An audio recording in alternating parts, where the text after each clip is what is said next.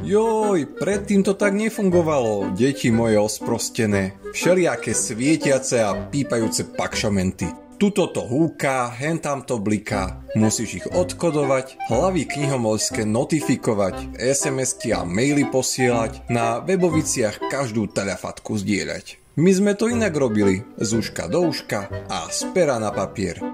A beda vám, ak ste zabudli preukaz. Knižnica od A po Z, časť 23. Welcome to the future. Vývoj nezastavíš. Máš chuť na spomienkový optimizmus? Alebo ťa nadchne každá inovácia? V našich priestoroch sa radi stretávame s vyznávačmi oboch prístupov, nostalgicky spomínajúcimi i tými, čo bažia po technologických novinkách.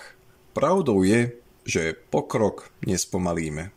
Tam, kde boli kedysi kartotéky, katalógové lístky a perá, sú dnes monitory, skener a tablet. Pohybujeme sa vo svete čiarových kódov a predmetových hesiel. Popritom riešime obsah postov, reelov, všetko označujeme hashtagmi a pretvárame staré dokumenty do digitálnej podoby. S najnovšími vychytávkami ťa preto radšej skôr ako vôbec oboznámime už v najbližších sekundách. Viem presne, kde ho mám. Ostal položený na stole v izbe. Je v peňaženke, tej, ktorá ostala 3 km odtiaľto. Pre istotu ho stále založím do knihy. Spravidla do jedinej, čo ostane doma. 1000 scenárov, jediný preukaz. Čitateľský. Po novom ti dávame možnosť mať ho stále pri sebe. Ako inak, digitálne v tvojom smartfóne. Do elektronického balíčka ti pribalíme aj stav tvojich výpožičiek, súčasných i minulých poplatkov či oznámenia o najnovších knižničných podujatiach. Na reprízu obľúbenej scénky s pátraním po vreckách a vysypávaním obsahu kabeliek sa však stále tešíme a tvoju pripravenosť v jednom alebo druhom formáte oceníme. Dá sa u vás platiť kartou?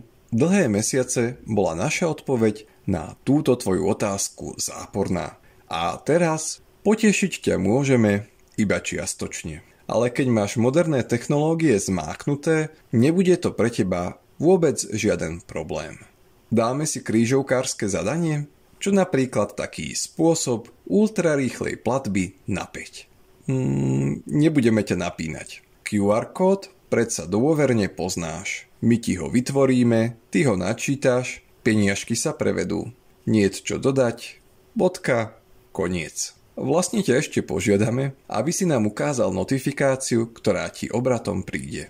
Nutná, ale nevyhnutná čerešnička na torte digitálneho veku.